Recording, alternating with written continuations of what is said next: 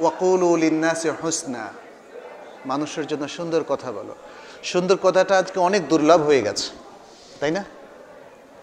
এখন কেউ কাউকে সুন্দর কথা শোনাতে রাজি না, যেহেতু আমাদের জীবনের মূল মন্ত্র হয়ে গিয়েছে বিত্ত, বৈভব, দুনিয়ার অর্জন, ক্ষমতা এবং আরও যা কিছু, যেটা আল্লাহ তাআলা আসলে কোনো গুরুত্ব দেননি।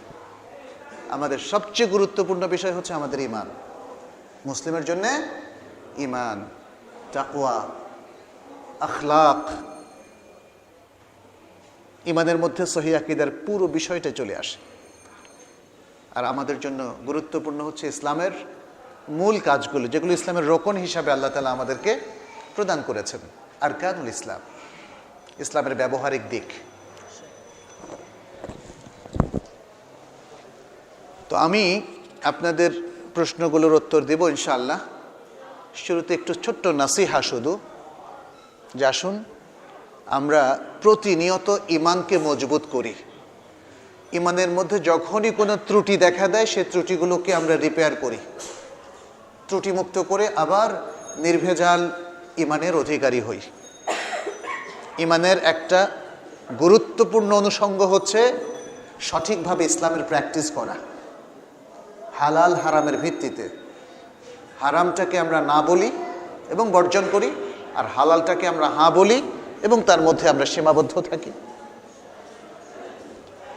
আল্লাহ তাআলা যে সুন্দর বিধান দিয়েছেন আমাদেরকে, যে সুন্দর জীবন ব্যবস্থা দিয়েছেন, যে সুন্দর সমাজ ব্যবস্থা দিয়েছেন, যে সুন্দর পারিবারিক নীতি দিয়েছেন, যে সুন্দর ব্যবসায়িক যে পদ্ধতিগুলো দিয়েছেন, আসুন আমরা সেগুলো পড়ি, জানি, বুঝি এবং এর মধ্য দিয়ে ভালো মুসলিম হিসেবে নিজেদেরকে আমরা গড়ে তুলি।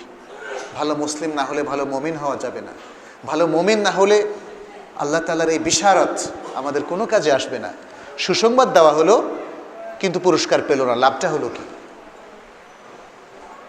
বলা হলো আপনাদের জন্য পুরস্কার আছে, তবে যারা এই শর্তগুলো পূরণ করবে তারা। কেউই শর্ত পূরণ করতে পারলাম না আমরা, লাভটা হলো কি সুসংবাদ দিয়ে? অতএব আসুন আমরা আল্লাহর এই চমৎকার সুসংবাদটাকে প্রাণপণে গ্রহণ করি এবং তার জন্য নিজেদেরকে প্রস্তুত করি। জীবনের মূল উদ্দেশ্যে যেন আমরা পরিচালিত হই। আমরা যেন প্রতিনিয়ত কোরআন পড়ি, কোরআন থেকে আমাদের শিক্ষণীয় বিষয়গুলোকে চিহ্নিত করি। আর আল্লাহ তাআলা সবচেয়ে কোরআনের পরই সেরা উপহার হচ্ছে রাসূলুল্লাহ সাল্লাল্লাহু আলাইহি ওয়াসাল্লাম। রাসূলুল্লাহ সাল্লাল্লাহু আলাইহি ওয়াসাল্লাম মানব জাতির জন্য আল্লাহ তাআলার পক্ষ থেকে সবচেয়ে সেরা উপহার, রাহমাতাল লিল আলামিন। এই ব্যক্তিকে একটু ভালোবাসি, এই মহান ব্যক্তিকে আমরা একটু ভালোবাসি। এই মহান ব্যক্তির প্রতি আমাদের ঈমান যেন পরিপূর্ণ হয়। এই মহান ব্যক্তির রেখে যাওয়া মহাসম্পদটাকে আমরা নেয়ার চেষ্টা করি। সে মহাসম্পদটা কি? as-sunnah, as-sunnah। অতএব as-sunnahর মধ্যে সম্পদ কি এটা আপনারা জানেন। যেগুলো বিশুদ্ধভাবে আমাদের কাছে এসেছে সেটাই হচ্ছে মহাসম্পদ। যেগুলো মানুষ ভুলভাবে হাদিস হিসেবে চালিয়ে দিয়েছে, যে কোনোভাবেই হোক ভুল করে, সেগুলো কিন্তু সম্পদ নয়।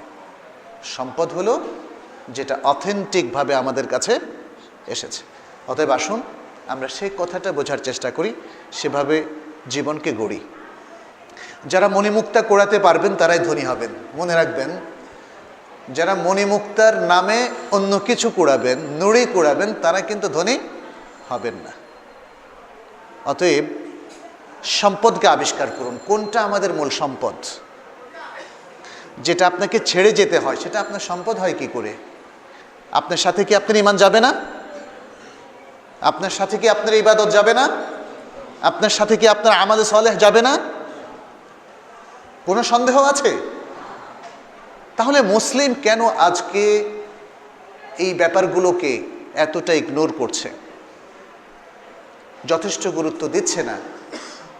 যেই জিনিসটা তার মৃত্যুর সাথে সাথে একদমই চিরতরে ছিন্ন হয়ে যাবে, সেই জিনিসের জন্য কেন আজকে আমরা এত লালায়িত? আপনার কি সম্পদ থাকবে? আপনার কি বাড়ি থাকবে? যেই পোশাকটা আপনি অষ্টপ্রহর পরিধান করেন, ওটাও কি আপনার সাথে যাবে? আপনার ক্ষমতা, আপনার পার্থিব বিত্ত বৈভব সম্মান মর্যাদা কোনোটাই তো আপনার সাথে যাবে না, যাবে আপনার ঈমান এবং তাকওয়া। প্রিয় ভাইরা, আমি আজকের এই মুহূর্তে আপনাদেরকে সেই রিমাইন্ডারটা দিচ্ছি, আল্লাহকে স্মরণ করুন, আল্লাহর নির্দেশকে স্মরণ করুন, জীবনের করণীয় নির্ধারণ করুন, শয়তানকে গালিব করবেন না, শয়তানের প্রতারণায় প্রতারিত হবেন না। জীবনের প্রায়োরিটি নির্ধারণ করুন। জীবনের প্রায়োরিটি নির্ধারণ করতে হলে এই কোরআনকে পড়তে হবে। এই কোরআন এবং সুন্নাহর আলোকে জীবনের করণীয়টা সবচেয়ে গুরুত্বপূর্ণ, তারপর কি, তারপর কি, তারপর এভাবে নির্ধারণ করুন। এভাবে জীবনের কাজগুলোকে সাজান, নিজের কাজগুলোকে সাজান, তাহলে ঠকবেন না, তাহলে ঠকবেন না। আল্লাহ আমাদের সকলকে সমৃদ্ধ করুন, কোরআন সুন্নাহর আলোকে আলোকিত করুন, আমাদেরকে সত্যিকার মুমিন হওয়ার তৌফিক দান করুন এবং জীবনের শেষ নিঃশ্বাস পর্যন্ত সুদৃঢ় ঈমান, কোরআন এবং সহিহ সুন্নাহর উপর থাকার তৌফিক দান করুন। আমিন। আপনাদের অনেকগুলো প্রশ্ন আমার কাছে এসেছে। প্রশ্ন করার ক্ষেত্রে আমি বলবো যে সেই প্রশ্নগুলো করবেন যেগুলো আমাদের কাজে আসে। অপ্রয়োজনীয় প্রশ্ন করবেন না এবং অশ্লীল কোনো প্রশ্ন করবেন না। যে প্রশ্নের সাথে আমাদের কোনো সম্পর্ক নেই, আমি উত্তর দিতে পারবো না, সেই প্রশ্ন আপনারা করবেন না। আমাদের এরিয়াটা লিমিটেড। শরিয়ার গুরুত্বপূর্ণ ইস্যুগুলো নিয়ে অথবা জীবনধর্মী প্রশ্ন করবেন, পড়াশোনার বিষয়ে, পারিবারিক বিষয়ে, কিংবা কিভাবে চলবো, হালাল হারামের বিষয়ে, ইত্যাদি অনেকগুলো বিষয়। প্রথম প্রশ্ন এসেছে, নাম কারো দেওয়া হয়নি, আমরা কোন আলেমদের কাছ থেকে ইলম গ্রহণ করব? অনলাইনে বিভিন্ন নাম না জানা অদৃশ্য ব্যক্তিরা জিহাদের বক্তব্য দিয়ে থাকেন, এ বিষয়ে আপনার মতামত চাই। ফাসআলু আহলা যিকরি ইন কুনতুম লা তা'লামুনা বিল বায়্যিনাতি ওয়াজ জুবুর। আল্লাহ তাআলা কোরআনে ফাসআলু আহলা যিকরি কথাটা একাধিকবার বলেছেন।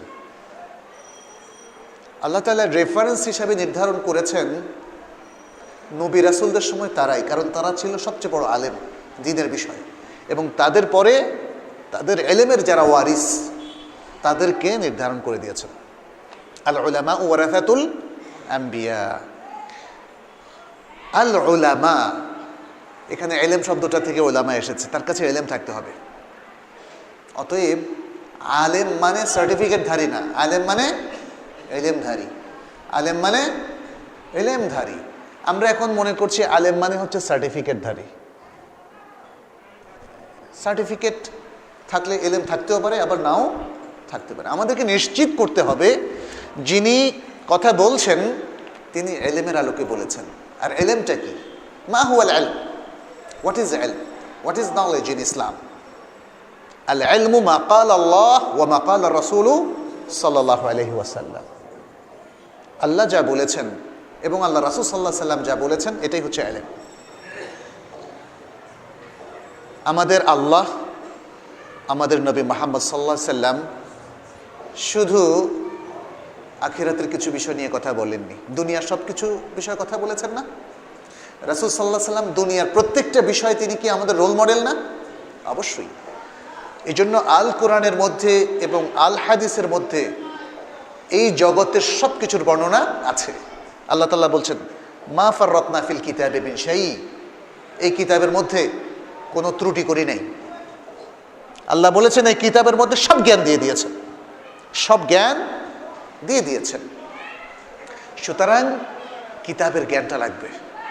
যাকে জিজ্ঞেস করবেন তার আল কোরআনের জ্ঞান থাকতে হবে, আর সুন্নাহর সহি জ্ঞান থাকতে হবে। যেহেতু ফেক জ্ঞানের এখন ফেরি করা হচ্ছে, ফেক জ্ঞান সমাজে আছে, এজন্য ফেক জ্ঞান আর অথেন্টিক জ্ঞান, সহি এবং বাতিল জ্ঞান, এটার মধ্যে তাফরিক করতে হবে আমাদেরকে। নির্ভরযোগ্য ব্যক্তি, মানুষ কিন্তু কেউ ভুলের ঊর্ধ্বে নয়, আমিও ভুলের ঊর্ধ্বে নই, বাট আমাদেরকে চিহ্নিত করতে হবে যে কারা নির্ভরযোগ্য। তার হয়তো অল্প কিছু ভুল পাওয়া যেতে পারে। আবার নিয়ম হচ্ছে এই, যখন যাকে আমরা জিজ্ঞেস করছি যে আলেম, মুহাক্কিক, যিনি আমাদের কাছে অত্যন্ত সম্মানিত এবং নির্ভরযোগ্য, তারও যদি কোনো দলিল ভিত্তিক ভুল পাওয়া যায় সেটাকে বর্জন করতে হবে, সেটাকে বর্জন করতে হবে শ্রদ্ধার সাথে, অশ্রদ্ধার সাথে না। এটা আমাদের অনেকের ভুল হয়। আমরা কারো ভুল পেলে মনে করি যে তিনি ফালতু। না, নির্ভরযোগ্য ব্যক্তিদেরকে ছোট করতে নেই, ইমাম তবারিকে ছোট করতে নেই। আজকে একজন আমাকে বলছেন ইমাম তবারি নাকি নির্ভরযোগ্য ব্যক্তি নন। এভাবে প্রত্যেক ব্যক্তি যদি নিজের পছন্দ মতো একজনকে বললেন ভালো, আরেকজনকে বললেন ভালো না, এটা হবে না। আমাদের দেখতে হবে ইসলামের ইতিহাসে মুহাক্কিক উলামায়ে কেরাম যাদেরকে সার্টিফাই করেছেন তারা হচ্ছে নির্ভরযোগ্য। ইমাম ইবনে তাইমিয়া রাহিমাহুল্লাহ একজন মুহাক্কিক আলেম, নির্ভরযোগ্য আলেম। ইমাম ইবনুল কাইয়িম রাহিমাহুল্লাহ, ইমাম ইবনু কাসীর রাহিমাহুল্লাহ, ইমাম আদ-যাহাবী রাহিমাহুল্লাহ, এভাবে তারা অনেক পরের আলেম, কোনো সন্দেহ নেই, কিন্তু তারা নির্ভরযোগ্য আলেম। কিন্তু এর মানে এই নয় যে তাদের কোনো ভুল নেই। সাহাবায়ে কেরাম সবাই আমাদের কাছে নির্ভরযোগ্য। থেকা মুহাদ্দিসিনে কেরাম যারা বিখ্যাত হয়েছেন, ইমাম বুখারী, ইমাম মুসলিম, ইমাম নাসাই, ইমাম আবু দাউদ এবং আরও অনেক বড় বড় আলেম, সবার কথা তো আমি এখানে বলতে পারছি না। বিশাল সংখ্যক নির্ভরযোগ্য আলেম আমাদের রয়েছে, আলহামদুলিল্লাহ, এরা ইসলামের সম্পদ। কিন্তু আমরা কেউ দাবি করছি না এই মহান সম্মানিত ওলামায়ে কেরাম তারা ভুলের ঊর্ধ্বে কেউই নন। একমাত্র নবী আম্বিয়াদেরকে আল্লাহ তাআলা তার ইসমত দান করেছেন, আর কাউকে তিনি ইসমত দেননি। অতএব যাদেরকে আমরা নির্ভরযোগ্য বলে জানবো তাদের কাছ থেকে ইলম নেব। এরপর কোনো একজনের কোনো একটা মাসআলায় যদি কোনো ভুল ধরা পড়ে দলিলের ভিত্তিতে, দলিল ছাড়া না, তাহলে আমরা সসম্মানে সেই মতটিকে নেব না। ব্যাস, খুব সহজ কথা। অনলাইনে জ্ঞান অর্জন করা সোর্স না জেনে এবং ব্যক্তি সম্পর্কে না জেনে করা যাবে না। মাঝহুল ব্যক্তিদের থেকে, অপরিচিত ব্যক্তিদের থেকে জ্ঞান নেওয়া যাবে না। কারণ পৃথিবীর সবাই একটা মোটিভে পরিচালিত হয়। আমরাও একটা মোটিভে আজকে এখানে এসেছি, কথা বলছি। মোটিভটা কি? আমাদের মোটিভটা হচ্ছে সহি ইলমের দিকে মানুষকে উদ্বুদ্ধ করা, যেন ব্যক্তিকে পূজা করা না হয়, যেন ব্যক্তির অন্ধ অনুকরণ না করা হয়। আমাদের নিজেরও ভুল হতে পারে, কিন্তু সব ডিসকাশন হবে দলিল ভিত্তিক। দলিল প্রমাণ করবে সেটা কি সঠিক নাকি ভুল। যাই হোক, জিহাদের ব্যাপারে উলামায়ে কেরামকেই, মুহাক্কিক উলামায়ে কেরামের বক্তব্যকে আপনাদের ফলো করতে হবে। যারা তরুণ আছেন তাদেরকে আমি বিশেষ করে বলছি, হঠাৎ ইন্টারনেটে একটা জিনিস পড়লেন আর পরিবর্তন হয়ে গেলেন, নিজের ইচ্ছা মতো পরিচালিত হলেন, একটা কিছু কাণ্ড ঘটিয়ে ফেললেন, এটা কিন্তু ইসলাম আমাদেরকে শেখায়নি। একটু ধৈর্য ধরুন। আপনার মধ্যে অনেক জজবা আছে, তাই না? একটু ধৈর্য ধরতে হবে। এই জজবাটাকে কন্ট্রোল করতে হবে ইলম দিয়ে, আবেগ দিয়ে না। আজকাল আবেগ দ্বারা পরিচালিত হচ্ছে আমাদের অনেক তরুণরা, অনেক তরুণীরা। আবেগ ভালো, আবেগ যদি কন্ট্রোল হয় ইলম দিয়ে তাহলে এটা ভালো। আর আবেগ যদি আবেগ দিয়ে কন্ট্রোল হয় ইলম দিয়ে না, তাহলে নিশ্চিত এটা আপনাকে ভুল পথে নিয়ে যাবে। এর পরিণতি হবে ভয়াবহ। যে কোনো ক্ষেত্রে, মানে এটা শুধু জিহাদের ক্ষেত্রে বলছি না, দিনী ক্ষেত্রে বলছি না, জাগতিক ক্ষেত্রে, পারস্পরিক সম্পর্কের ক্ষেত্রে। একজন এসে বলল অমুক তো খুব খারাপ, আপনি চেতে গেলেন, আপনি ধরে নিলেন কথাটা সত্য এবং তারপরে গিয়ে তার মাথায় দিলেন একটা বাড়ি। হলো নাকি এটা? এটা হচ্ছে আবেগ, যেখানে কোনো ইলম নেই, এটা হলো আবেগ। এভাবে কাজ করা যাবে না। বরং আপনি যে কোনো জিনিস শোনার পরে, এমনকি কোনো অভিযোগ শোনার পর আপনাকে ইনভেস্টিগেট করতে হবে। এটা কোরআনে আল্লাহ তাআলা হুজরাতে বলে দিয়েছেন, ইয়া আইয়ুহাল্লাযীনা আমানু ইন জাআকুম ফাসিকুম বিনাবাইন ফাতাবায়ানু। যদি কোনো মানুষ, যারা ভুলও করে সত্য করে, ফিস্ক যাদের মধ্যে আছে, এরা কোনো সংবাদ নিয়ে যখন আসবে তখন সেটাকে যাচাই করতে হবে। অতএব মুসলিমরা সাধারণত যা শুনবে তা মানবে না, যা শুনবে দলিলের আলোকে তা মানবে। যারা সাধারণ মানুষ তারা নির্ভরযোগ্য আলেমদের কাছে যাবেন, আর যারা নিজেরাই মোটামুটি ভালো মন্দ বুঝতে পারেন, সহি দলিল বা ফেক দলিল এগুলোর মধ্যে পার্থক্য করতে পারেন, তারা তো আলহামদুলিল্লাহ, তারা হচ্ছেন তলেবুল ইলম। তাদের মিনিমাম স্ট্যান্ডার্ড হচ্ছে তারা তলেবুল এলম, সিকার অফ নলেজ। আর যদি আহলুল এলম হন, আলহামদুলিল্লাহ, যারা নিজেদেরকে উলামা আহলুল এলম অথবা তুল্লাবুল এলম হিসাবে দাবি করেন, তারা অন্ধ অনুকরণ করতে পারেন না। সাধারণ মানুষ তিনি যোগ্য আলেম, নির্ভরযোগ্য আলেমদের কাছে জিজ্ঞেস করে তারপরে আমল করবেন।